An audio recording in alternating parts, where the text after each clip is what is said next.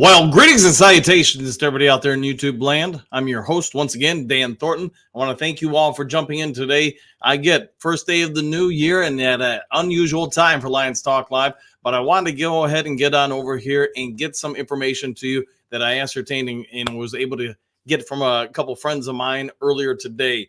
It's been about a couple days since the Lions and Cowboys game came to rest. I get a lot of emotions in the last 48 hours, a lot of teams impacted by the result of that game. The call, who to blame, should the Lions be to blame, should the refs be to blame, should everybody be to blame? I'll leave that for a separate video. But the basis of this video is quite simply this. As we know for a few years now, or have known for a few years now, we have a different Ford running the helm of this franchise, and it's paid dividends. Sheila Hamp Ford, quite clearly, is not her mother, is not her father. And you know what? As Lions fans, we should be very thankful for that. I had the privilege of actually being able to interview Mr. Ford once in just real briefly, a 5-minute question and answer with a lot of other reporters. I can say to you this, great human being, great person. You know what? Probably went over the top with loyalty to a lot of the coaches and general managers he hired, and probably to a fault. With that also being said, Sheila Hamp Ford is here to shake some things and rattle some sabers, get things to change, not only for her franchise, but apparently she's going after the NFL and the head man who runs the NFL, the commissioner himself, Roger Goodell. Before we get fully into the show in the channel, if you could, just a moment of pause here, please consider subscribing. We're trying to make a push to get to 5,200 by the time we have kickoff next week against Minnesota Vikings. So if you do your part to help out with that, we're about 120, 130 away. I surely would be thankful. Also, if you're enjoying the video and the content, go ahead and leave a thumbs up button if you would. Last thing, real quick, hey, I got to pay bills like everybody else. If you are considering buying a home or selling property, whatever it may be, in Michigan during 2024 or even 2025, you're really planning ahead, go ahead and give me a call. Shoot me a text, 269-998-2384. As most of you are probably aware, outside of being a realtor, a coach, a scout, and a YouTuber, I've been a realtor for also over 30 years. Let me use that experience to your behest and try to save you some money. All right, getting back to the topic at hand, though. So it was passed on to me that apparently Sheila Hamp Ford did have a phone conversation with Roger Goodell the day after the Lions and Cowboys fiasco. Yes, this woman doesn't take even holidays off. She came out and talked to Goodell, as she stated last year, as we're all aware, after the tragedy, I guess that you could say, was the officiating in the Rams versus Seahawks game. She noted that there were a lot of calls that seemed to be very odd in nature and specifically benefit one team over the other. And with that game having a magnitude of results, not just for the individual teams, players, and coaches on the field, but also obviously other teams as well. One of those teams I'm sure we're all aware was the Detroit Lions. If Seattle would have lost that game, Detroit would have been in the playoffs. So in her estimations, as we're all aware, she went to the owners' meeting and demanding a lot of changes to rules that I think most of the owners actually agreed with. Sheila Hamp Ford has been a vocal opponent, has vocally stood up for the idea of changing some of the rules and parameters that govern our game. With that being said, the result of the other night, that particular play, I think you all know what I'm talking about. If you don't, the 2-point conversion time, the first attempt by the Detroit Lions. I think now that we've all had a couple days to process it, we're all definitely aware. Allen, the lead official, blows the fact that he is unaware that Taylor Decker, now he swipes his jersey, but is within a few feet of him, reporting that he is the eligible person out of the three.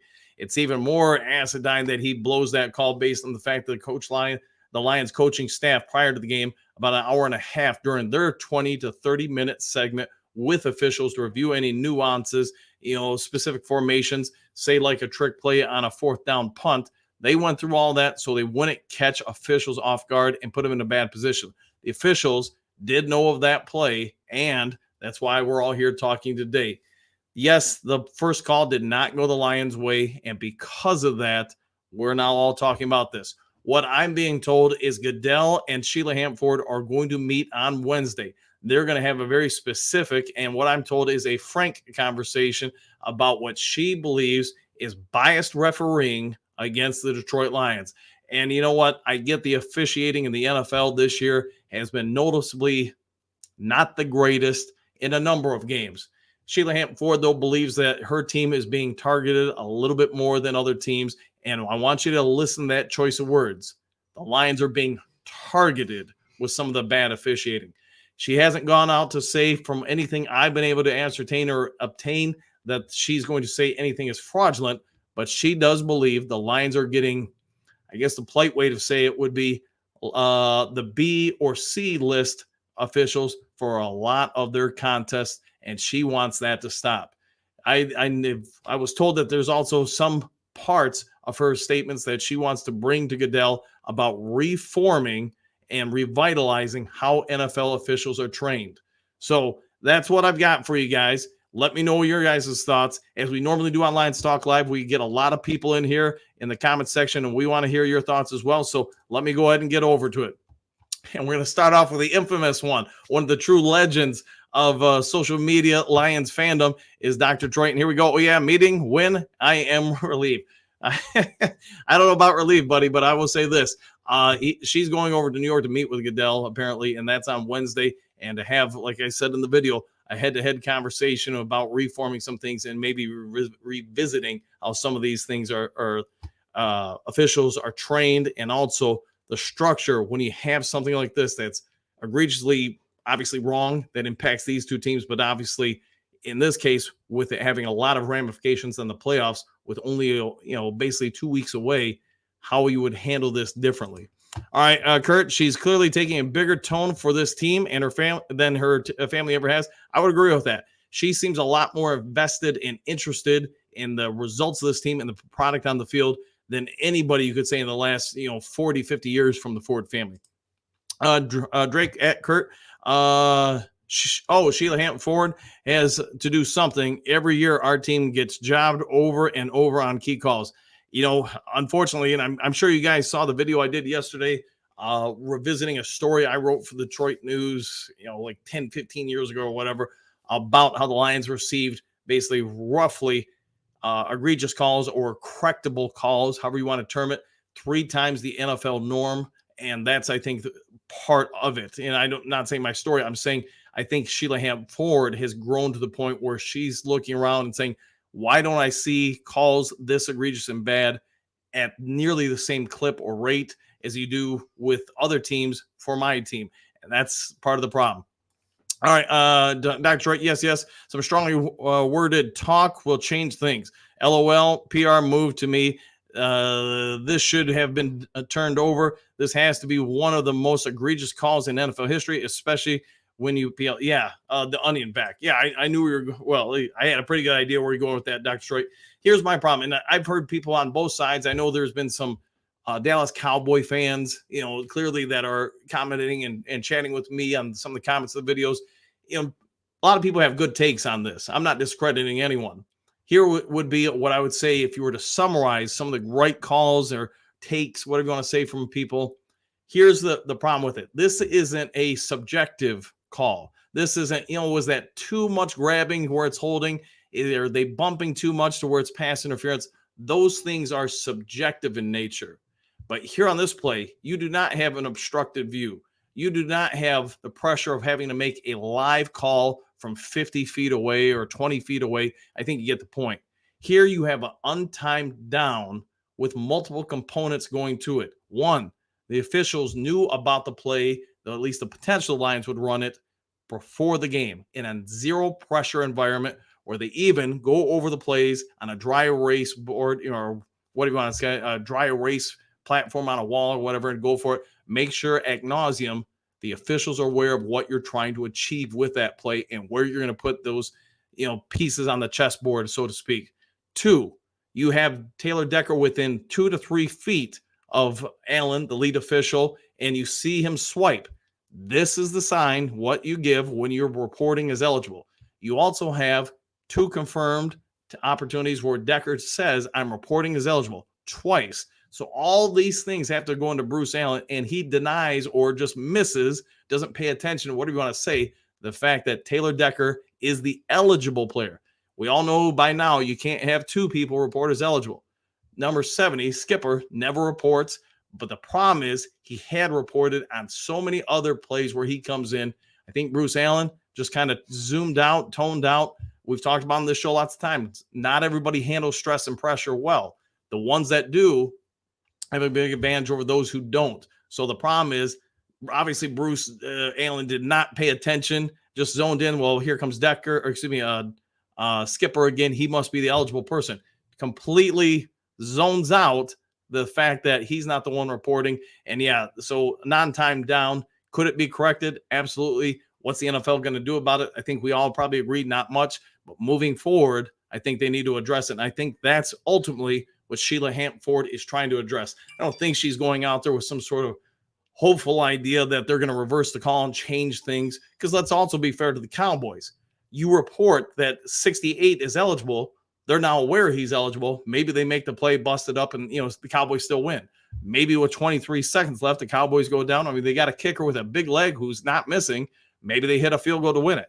All these things are possible, and I don't want to rob anything from the Dallas Cowboys because, yes, any of those things I just listed are opportunities for them, even if Detroit does get the 2-point conversion. All right, Susan, what do you got? I think the owners need to overstep Roger and do something about the refereeing overall in this league. It's terrible. And that's also, I think, what's spurring some of it. If you guys, some of you guys probably watch a lot more football than I do. So help me out and, let me know your thoughts. But can you think of any NCAA calls that are this egregious on a regular basis in the NCAA? How about the USFL, Canadian Football League, whatever other leagues you want to mention? If the refereeing is so much superior there, you almost have to ask why and what can the NFL do to mimic the NCAA, the CFL.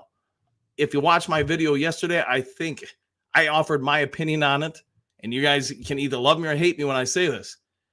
About 10, 15 years ago, the NFL switched from a sports industry to reclassified all their products as sports entertainment. NCAA does not follow that. CFL does not follow that. USFL, or whatever you want to call it nowadays, also does not follow that. So let me know your thoughts on that, but hopefully you know where I'm going with that. All right, Spencer, I doubt it amounts to much, but she at least is standing up about this where most others sit back and simply collect a check. Yeah, most owners don't want to be in the spotlight. I mean, I get there are some that do want to be out there. She's not among them. She's out there, and she doesn't really seem to care who she upsets. She's coming after it. She wants reform. She wants change, and that she wants that to be reflective upon her team. She wants nothing to do with the last 30, 40, 50 years of her family's track record. She wants this program to go forward, or this franchise to go forward and be viewed as the brand new Lions, not the same old Lions. What happened the other night against the Cowboys, that ending, very much fits into the script of same old Lions. Sorry, I had to clear my throat. Big Eddie, Spencer, yeah, right. Yep, I agree. All right, Dr. Detroit, yes, they should start this game and reverse the outcome. See Article 14. Yeah, I know what you're talking about, where the commissioner can step in and assert themselves in an egregious situation, or if the situation warrants. To be honest, in Goodell's power, per NFL guidelines, he could come in and say, hey, we're just going to replay the whole game. I think we all know that's not going to happen. There's nowhere on the timeline to do it. It'd be a bigger mess than what they currently have. But does this ultimately lead to some changes with how they're developing officials and how they give maybe officials more freedom to step in when they have an opportunity to say, yeah, we really blew this. Let's fix it right now. All right, Dr. Detroit, Spencer, this is more than a PR move. This is no more than a PR move. Yeah, it could be ultimately. I think, though, Dr. D, and let me know what your take is, but I think she really has legitimate interest in trying to see some things change. I think we all get you're not getting the game result changed, but I do get the impression that based on what we've seen out of her for 3 years, Sheila Hamp Ford is, she's a boss. She's not sitting around just saying, hey, we'll move on to the next game. She wants the coaches and the team to do that while she handles the business of going after the NFL and Roger Goodell. All right, Dr. Detroit, I like Sheila, but this will amount to very little. And but with little things, bigger things can grow, right? You plant a seed, maybe it ultimately leads to some changes. My guess is, Dr. D, that's probably ultimately where she's trying to go. She's letting it be known that, hey, I'm not my family. I'm not my dad. I'm not just going to sit back and let you keep doing this stuff to us over and over again. You better get it right. And maybe we use the terms or the reference of comparing it to a chess game. Maybe that's ultimately what she's doing. When the Lions play, hey, we don't want the C group. We don't want the D group. We don't want the B- group of officials.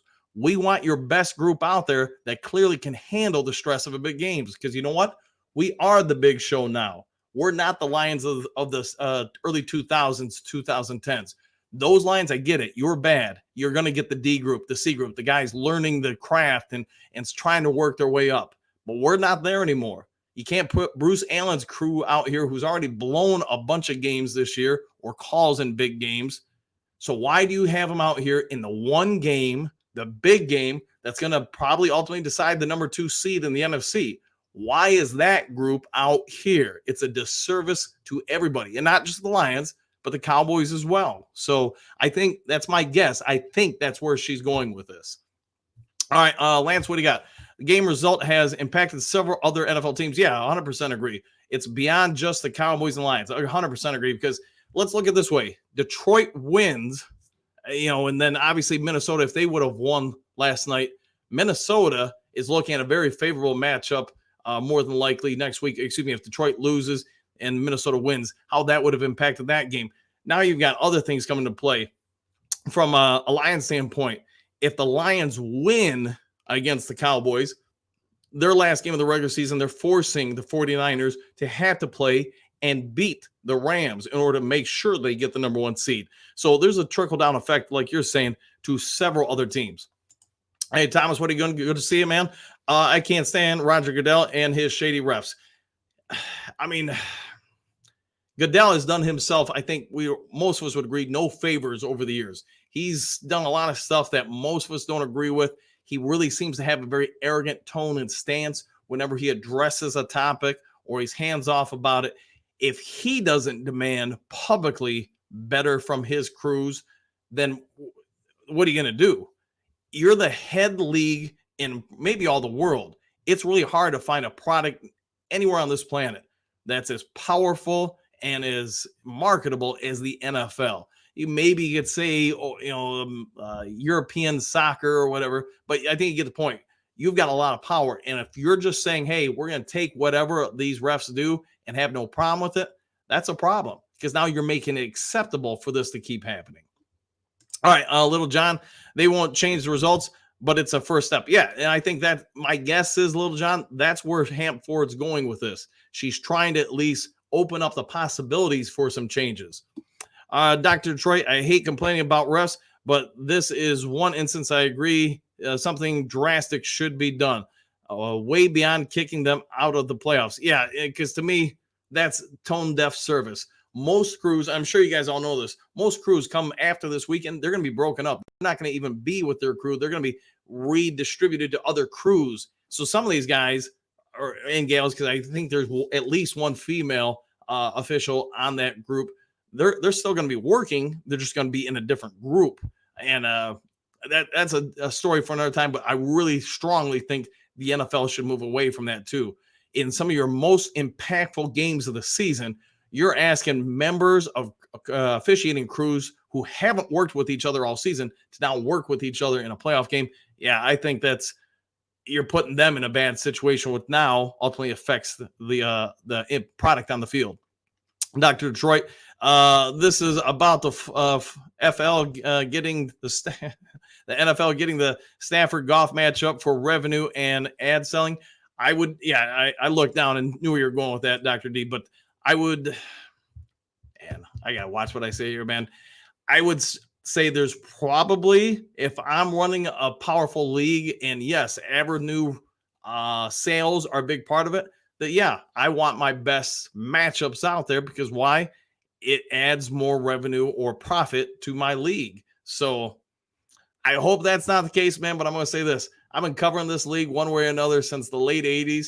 I've seen a lot of odd stuff. I would say in the last 20 years, the league has changed to a certain degree. Oh boy, I'm gonna move on it, but I would say this: hey, you've learned how to do marketing of this league in a whole lot different manner than you did, say, in the '90s or, like I said, late '80s. So go on and on from there. All right, Chrome, what's up? Hopefully you caught up with us, man. But if not, just real quick review: Sheila Hamp Ford. She has spoken with Roger Goodell the day after, or I guess it would have been Sunday, the day after the meltdown, I guess you could say, by the Bruce Allen crew in the Dallas versus Detroit game. So now she's going over to New York on Wednesday to meet with Goodell in person. I am told that she's meeting with a very specific stance that she's coming after Goodell and, basically demanding some sort of reformation to the product that she saw from the officiating crew that governed that game on between the Cowboys and the Lions. All right, Thomas, Brad Allen. Yeah, Brad Allen. Sorry, I think I kept saying Bruce. Sorry about that. Is obviously incompetent. He's definitely should never ref a game again. Yeah, and I don't want to say he should never ref again, but I would say this: he shouldn't be the lead official again. I think you can't have him do that. Maybe he's able to be the back judge, sideline, or whatever, something like that. But at this point, I think you're 100% right, Thomas. Brad Allen has lost that ability to have that. He's demonstrated he cannot lead a crew and get 95% correct calls during the course of a game or multiple games. All right, wait. Well, will it do any good? We'll have to see, man. But my guess is you're not going to have any kind of immediate impact from this. But what you will have from this is perhaps the seeds of change. And again, this is just me talking. I don't have any confirmation of this aspect of things.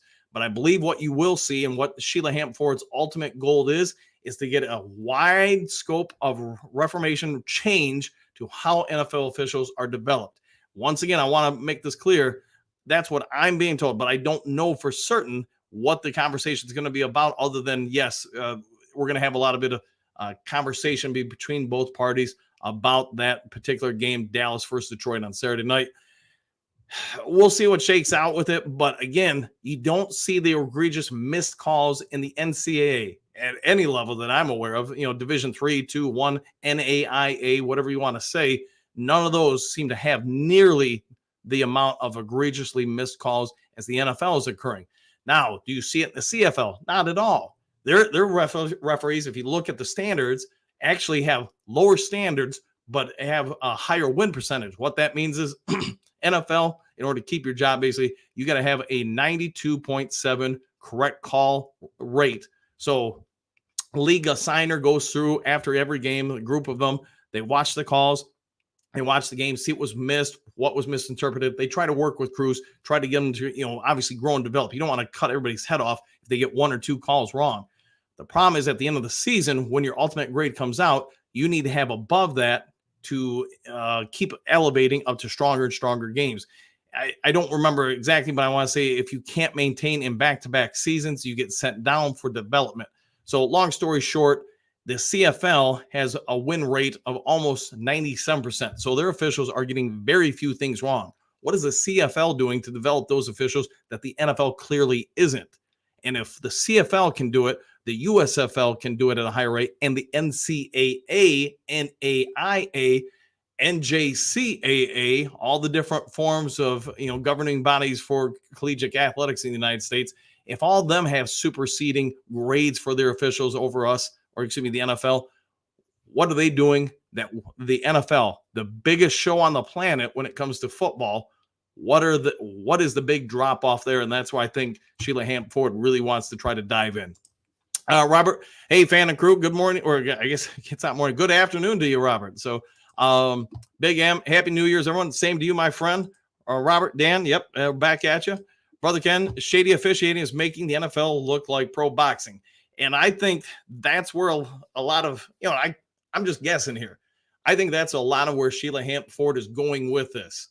It's starting to get so egregious. It's not just, hey, I think most fans could live with it if a couple times a year you had a situation like this happen. Across 18 games, 17 games, playoffs and everything, whatever, 20-some games, it's going to happen, right? They're as human as anybody else. Things are going to get missed. They're going to be, dropped or whatever, you're going to make the bad call because you know what? They're human. But think about this. Look at yesterday's games, today's games, whatever. How many, yesterday's game, NFL, how many bad calls or just blatantly missed calls are there? And it's every week now we're talking about something. They may not all be as egregiously bad as the Cowboys-Lions 2-point conversion, because the big problem I have with that is that's not looking on the field and when things are happening, boom, boom, boom, live action, and I've got 10, 12 people in a small area obscuring my view, and I think I see something live, that I get when somebody misses something. But in regards to the Lions and Dallas situation, that none of that holds true. This isn't a judgment call. This is, hey, I've got 3 linemen coming at me at a specific reason. Why? Trickeration. You've had 70 Dan Skipper report eligible all game long. Why? To try to set up a play like this if needed when the game's on the line. You have 70 now not report for the first time all game, so you're confusing the defense who's used to him being called out all game. And that's where I think Brad Allen really probably shot himself in the foot. He was as guilty of the trickeration, even though in pregame meetings with the Lions coaching staff, they informed him about 2 hours ahead of time what they were going to do. Brad Allen clearly, as we talk about a lot on the show, can't handle stress and pressure. The bright lights, the big game or whatever, because he zones out. And you know what? Because he zones out, he is oblivious to the fact the guy 2 feet in front of him does a swipe, reporting himself eligible, even though he also confirms it by vocalizing to Allen, hey, I'm going to be the one that's eligible. And Brad Allen, he doesn't hear it, doesn't see it, just fixates on what's happened 12 other times in the game. 70's coming in, he's eligible. I'm running over because apparently I've got to hurry up and do this, even though it's a non-timed down. I think you get the point. All right. Walter, good morning, Coach. Good afternoon to you. Or to be fair, Walt, I don't know where you're at, so maybe it is in the morning. All right. Thomas, boxing, yes. Wrestling, that's where I think they're trying to avoid. All right, Robert, doesn't sound like MCDC is resting anyone. He might not. We'll find out later this week. I can kind of get as a coach his point. I just hope if he does go with this, and that's Dan Campbell, if he does go forward to playing people, that you know what, he's playing them just for a quarter or something like that. Let him stay fresh or whatever, but get him out of there. At the end of the day, this game isn't going to do much for you. I would not be risking injuries, but we'll see what happens, Robert. Thomas, the NFL will never change their ways. Maybe not. But you know what? Sheila Hamp Ford isn't being, and I said before in this broadcast, she's not being her dad or mom. She's vestedly interested in the product of her team and this league. She clearly is not standing pat and on the sideline going to bite her tongue like her family has for years, decades.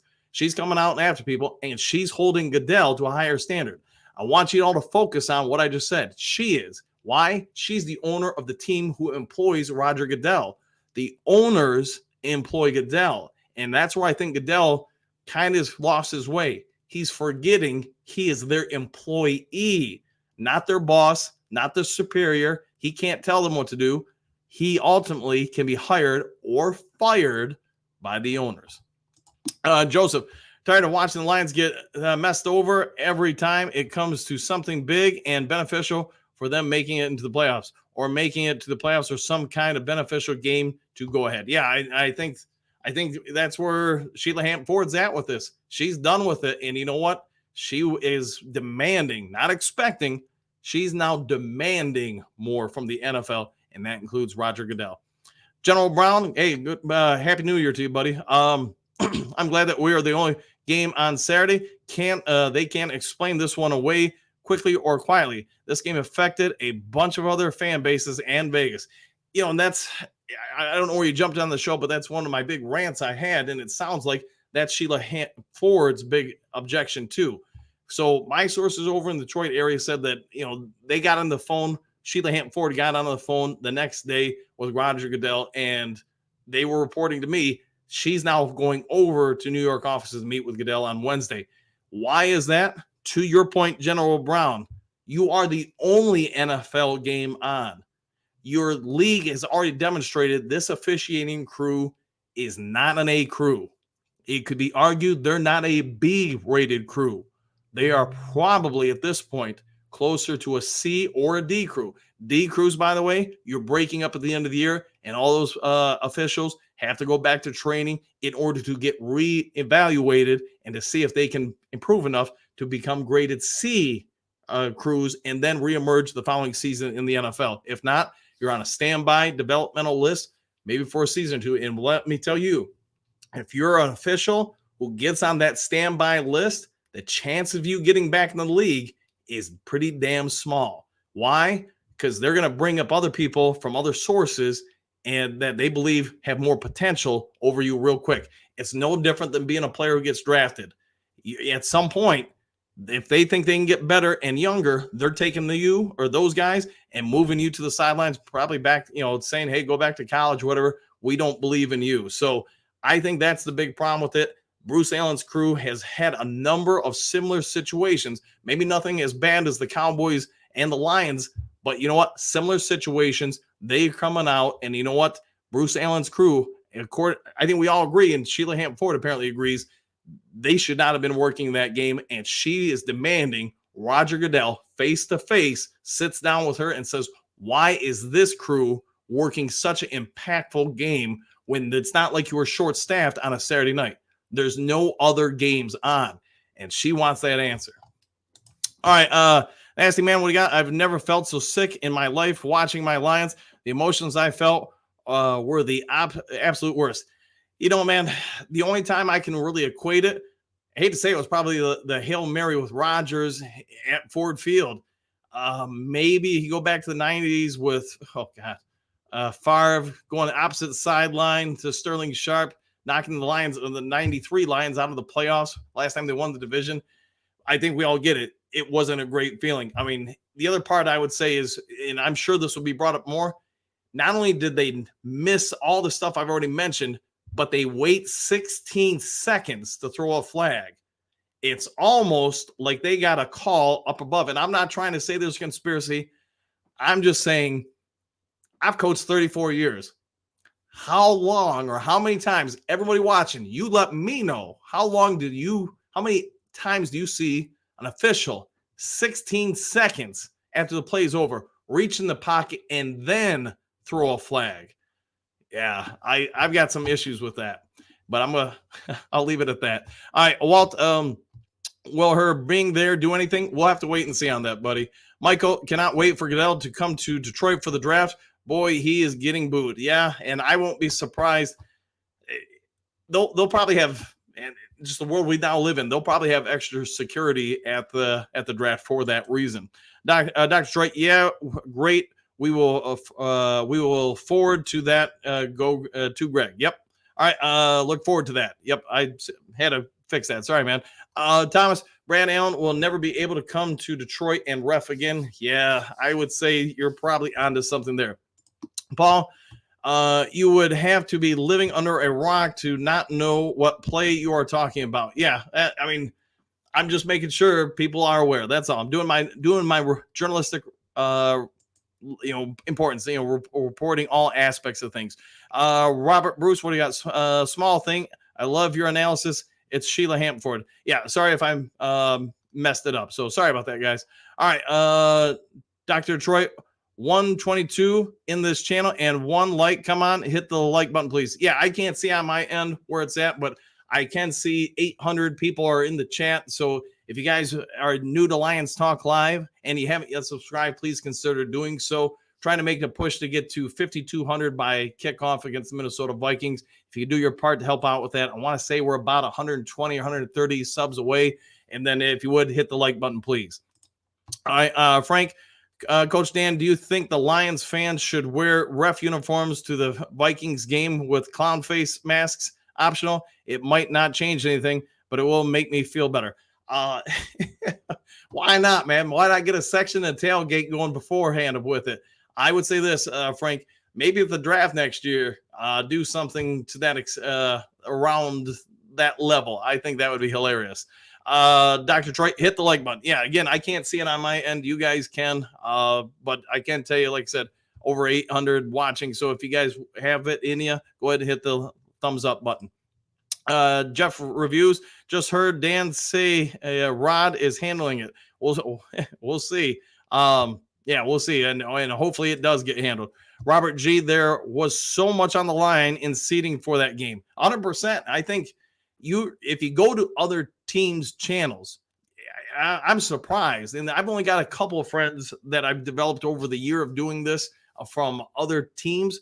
But it was amazing to me how many of them reached out and said their fan bases are up in arms over it. And these guys have nothing to do with either Dallas nor Detroit, but the ramifications of this game, how it impacts things. Imagine you're a Philadelphia Eagles fan right now. You're complaining about it. You're probably complaining about your team's performance as well. Minnesota Vikings, Green Bay Packers. You could probably even say to some degree the Rams, and there's probably other teams I'm not considering. The ramifications this late in the season over a non-judgment call like this, yeah, it's impacting a lot of things and making the NFL really look, I hate saying it, but like the WWE, and that's the problem. I think Sheila Hamp Ford and probably other owners need to address. Why? Because if fans start believing it is all rigged, and it sounds like more and more, some people are leaning that way, that's a problem. If people don't believe in the product you're putting out there, they're going to tune somewhere else. All right, Mike, the ref wasn't at the coaches meeting. I can only tell you what standard practice is. He's the lead official. He would have been in there talking to both teams. You have by rule 15, it can go as long as 30 minutes if needed, where you're going to spend about 2 hours beforehand with each team to go over these specific nuances. Are you going to use any odd formations? Because at the end of the day, the officials and the league don't want these guys to look bad. They're going to go over their boards. So when the officials see it, they're not caught completely off guard and guessing out there. So I don't have a sheet that tells me who was in and out or anything, but I can tell you, unless they're not doing protocol, they're all in there, at least the head official, which Allen was. So if he wasn't in there, I can tell you this, that's another damning statement and strike mark against him, because he's not even doing the basics of his job at that point if he wasn't in there. All right, Paul, what do you got? NFL wants to promote, quote, Stafford returns to Detroit and, quote, Goff facing the team that dumped him, end quote. Lions getting second seed would eliminate that possibility. NFL is about NFL. Yeah, and I think that's what Hampford's trying to address. Dr. Detroit, Paul, you are so correct. The NFL is the new WWF. Yeah, and that's why I loved NWA over the NWF, or excuse me, WWF. But hey, that's ancient history at this point. Paul, that's all Saturday night was. But if NFL wants Lions in Super Bowl, we will benefit from their cheating. Well, let's hope so. Mike, 650 million reasons to throw a game. Quit betting, you dumb people. Yep, and I would say I did it after the game. I did something, Mike, about that, because you had over $500 million on that game. 60 to 65% of the money, and I don't know jack about betting, but I know this. If 60 to 65% are all on one team and they're not taking the line, that's about the extent of my knowledge of things, then yeah, you have a vested interest if you're the NFL or somebody else and making sure one team wins over the other. That's where I think the NFL is really in hot water, getting into bed with the gambling sites and stuff like that. You can say, hey, it's unavoidable. It's today's world. But I'm also going to say this. If you're a pro sports team, you know what? You're held to a higher standard than that. It also could be why you're now classified as sports entertainment versus the NCAA. They can't do that, because if they do, then all of a sudden if somebody starts raising a stink about, hey, this was thrown, this person's on the tank, whatever, that goes in for federal review with legislators and, among other governing bodies. Yeah, you'd see people going to jail left and right, where I guess if I'm the NFL, now I always have the caveat if that happens where I go, well, we're not actually sports, we're sports entertainment. So I'm going to let somebody else jump on that, but you guys get it, I think. Paul, NFL equals desperate housewives. A joke at Dr. Detroit. All right, I'll go with that, man.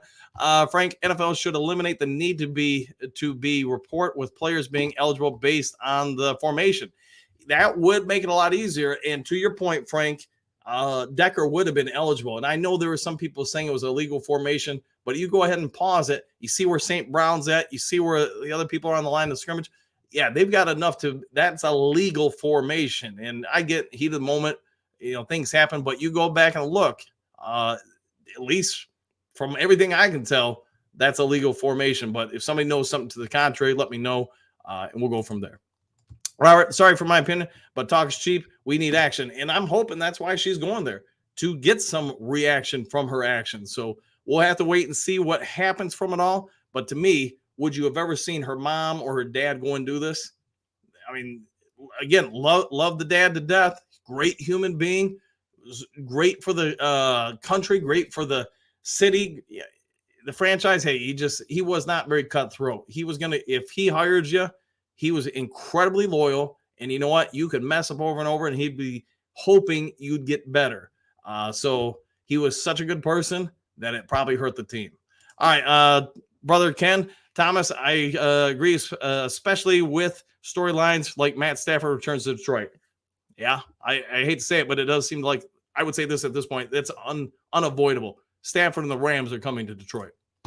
Dr. Detroit, no need to be sorry, man. Agree with you. Yeah, all right, thanks, man. That's good. Walter, love to see her get after the NFL. Yeah, and I think, could it be just a PR move? Absolutely. Absolutely could. But I will also say this. It's, to me, inconsistent that it's just for public relations with her. She's got some fire in her, man. She's got some spice.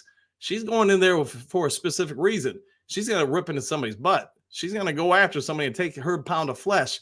And I got to watch my words while I'm on the mic, but I'm doing the best I can. And yeah, she's going over there on a mission. TS, all I want is to receive an apology for an obviously terrible call. At least just admit you were wrong. At least that's the one thing with Allen, man. It's like the guy who lies and then doubles down and triples down and quadruples down on that lie. There's no way he can watch those tapes and say, yeah, so-and-so reported. Because at no point does Skipper swipe the chest, which you have to do, nor does he vocalize it. He runs by with the other guys. Why?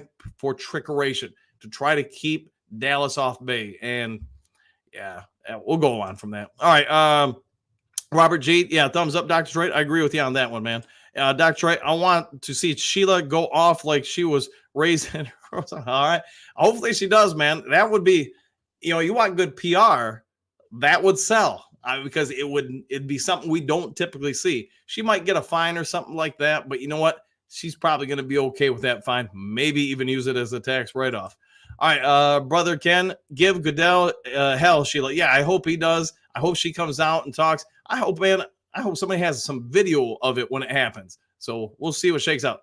Hey, Deborah, guys, right here, Deborah. I hope she takes Spielman with her. One of the first subscribers ever to Lions Talk Live. Deborah has always been awesome to talk with, even if she doesn't always like my points, which nobody ever should. You should stick with your own. She's been great over the year plus that we've been here, and I'm always thankful for all of you guys being here. So hopefully y'all enjoy this little community we have. Robert, agreed? Yeah, TS. All right, brother Ken, give Goodell hell. Yep. Paul, never ever in 45 years of watching have I seen a flag dropped post-play that negated the play. It's always unsportsmanlike after the play. You do that to rig the outcome. Yeah, and again, when you're talking about that late after, a lot of the players who were part of that play for both teams had already exited the field. So it's almost like they got a call from up above and said, hey, nah. And if you guys want more on my take on that, I did a video yesterday. Like I think I mentioned at the start of the show. Back for the Detroit News, I did a story, we'll say somewhere around 2012, somewhere around there, about how things had changed with officiating for the Detroit Lions. And I revisited it last year for YouTube. So if you want to go back throughout Lions Talk Live videos, you'll find it too, uncovering the truth why the NFL hates the Detroit Lions. Basically, in a nutshell, to reiterate, Goodell in 2006 is hired as the commissioner. 2008, with a downward financial crisis that affects the planet, Goodell wants to, since the Lions are not really a relevant team at that particular time, he wants to take the Thanksgiving Day game and rotate it amongst other teams. Detroit's Thanksgiving Day game, I should rephrase that, to other teams. The Fords fight him on it and say, nah, we're the ones who brought it here. Enough of the NFL owners support Detroit that it's not allowed to take it away. And during the financial crisis, the Fords do cut back, like everybody else in the world, and let alone the country, on advertising. And they did it a ton against the NFL. They took away a lot of of their ad revenue for the NFL. And right about that time, that's when things really start going south with calls. The Kelvin Johnson process the catch rule. Go back and watch that. It's ruled on the field and the officials above in the stadium. It's a touchdown. A call has to come in from NFL offices that now tells them it's overruled. It's not a touchdown. Let that sink in. Everybody who has the legal authority, according to the laws of the game, to make it a called touchdown, calls it a touchdown. A call from outside the stadium comes in to say, now you're going to make that a non-touchdown. And then we all know other ones too. I can go on for about an hour about odd call after odd call that's affected the Detroit Lions. I can't say for certain it's because the NFL has a beef with the Fords and for Roger Goodell being less than happy that the Fords denied him his rotational game, his first attempt at it on Thanksgiving. But he's tried 4 other times since then to take it away. I think at this point, they're never going to take it away. But he's tried 4 other times, and 4 other times the Fords were successful at denying him his prized idea. So to me, man, hey, just no evidence to it, just human history. You piss somebody off long enough, they're gonna throw some shade your way, and I'm just gonna throw it at you guys. I think a lot of it has to do with that. All right, Jeff Reviews. The NFL got what they wanted. They have been trying to build with 49ers Cowboys rematch for weeks. They know Dallas can't win on the road, so they're going to give them the number 2 seed. Hate to say it, man, but Jeff, there could be something to that, man. Dan Campbell showed the refs the same paper the players used of the play. Yeah, and he went over it. It's the first time I've ever seen him that visibly upset at officials. Not that he's ever had a question for officials before, but I think most people would look at Dan Campbell, if you're a Lions fan or not, and say, that dude's pretty upfront about things. He's not going to sugarcoat things. He's not going to come after somebody. He's not going to try and embarrass somebody. He says what he thinks. He's an honest person. And you know what? The fact that he was willing to go to that so far and basically say, hey, they were aware before the game. We went over it with them.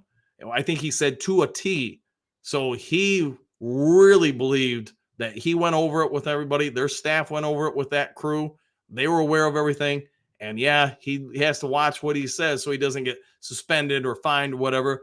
But I think MCDC, to me, watching his body mechanics and his past history for 3 years now as a person, that's a unique moment in time for him where he is so emotional about it. He really feels like they got jobbed, and he wants his pound of flesh to be able to say, hey, that ain't cool. That's not right. And I think just about everybody across the league, other than maybe some Dallas fans that, obviously were beneficiaries of it, I think we all agree something odd happened there. And you know what? If it smells like fire, there's probably a fire. All right, Robert, what do we got? I've always been in the opinion that a team shouldn't be in the position to have a ref's call mess you over. That having been said, that this call should have resulted in a replay from the point of the play. And really, to your point, that's a great idea. If they replay prior to the game where Decker comes up, everything from there, you can see that the play probably should stand. Now, the one caveat I would put into it, and I think I said it earlier in the show, you got to be fair to the Cowboys. Allen does mess up and report 70 is the eligible player. So the Cowboys have no need to guard or defend 68 because he is not reported as eligible, even though 70 is lined up in an ineligible position and 68 is lined up in a clearly eligible position. So that should have tipped the Cowboys off to something, or at least the potential of something. But who knows, man? How you would handle it, yeah, I'll leave that to you guys. You guys are smarter than I am. Robert, the ref could have picked up the flag like they did against Pettigrew years ago. Yeah, they could have. And odd that didn't happen, huh? Walter, our ref never took the time to look at anybody. Yeah, it seemed like he was so frazzled, so radar locked or whatever. He couldn't hear or see anything around him. And again, that's my point, that should you be an NFL official, if you're that nervous in the moment, that worked up where you can't hear people communicating to you, specifically to you, just to keep a couple of feet away. Dr. Detroit, why can't there be a super ref with video or a video ref who can overturn anything? Create a system to never have this kind of stuff happen again. I agree. Nasty man, it's Brad Allen. Yeah, I thanks for that, man. I realized that earlier that I was messing that up and saying Bruce, so apologies, everybody. I'm gonna get some nasty emails from Bruce Allen or text saying, "Man, why you bad mouthing me?" And sorry, Brad Allen. TS. Well, it's just a simple part of the game, the routine part of the game. The head ref got wrong. Yeah, he did. And as a fan of the Lions, but more importantly, as a fan of the NFL, no team should stand for this. Agreed, 1,000%. Robert, there's precedent. There was a game in the 70s that was replayed. The NFL changed their story 3 different times. Upset me as well. Paul, yes, and why don't the refs' audio suddenly not working when Decker is telling him he is eligible? At Dr. Troy. That's a great question, because you know what? And the other thing I would say, again, having worked in the media in different situations, I've been a sideline reporter. I've been a photographer on the sidelines. I've been an upstairs reporter, etc. You guys probably all seen it when you watch games live. You see the boom tube out there, the big clear audio cylinder moved around to specifically catch sounds on the field from further distances. Let me tell you, that audio of those moments exists 1,000%. I would bet all my yearly Mountain Dew on it. I'm that positive of it. And the fact they're not releasing that tells you they don't want that out. Why? Because it's a bad look. All right, Dr. Detroit. That's like crashing a chair over the head of your opponents like WWF. I think we all probably could live with it a little bit better if the Lions would have broke the huddle, went up the line, and then Brad Allen comes up with a steel chair and hits Decker or Goff in the back of the head and lets the Cowboys, steal the ball and run down for the touchdown. At least that, we'd all probably get a good laugh out of it. But to the point, though, that's kind of where things are currently looking in the NFL, is that it's going that way of the WWE. Charles Davis, ref took millions of cash from the city of Detroit and gave it to Dallas. The delay of the flag being thrown bothered you? Yeah, it should, man, because, again, when's the last time any of us seen a flag thrown 16 seconds after the play is blown dead because, the score is recorded? I mean, you were about ready to go to commercial because they were just going to say, hey, go to commercial, get ready to the end of the game or whatever, the kickoff or whatever. That's the crazy part to me. And again, trying to make comparisons to where this has happened in the past with the Lions, start off with the Calvin Johnson process of the catch. That call has to come in because the refs on the field rule it a touchdown. The overseeing ref in the stadium rules it a touchdown. The call comes in from New York to tell both parties of officials, we're overriding you. That's not a touchdown. And I want to say there's 1 or 2 other instances when I was reporting on the Lions, on a daily basis for different media outlets that happened. And that's the crazy part.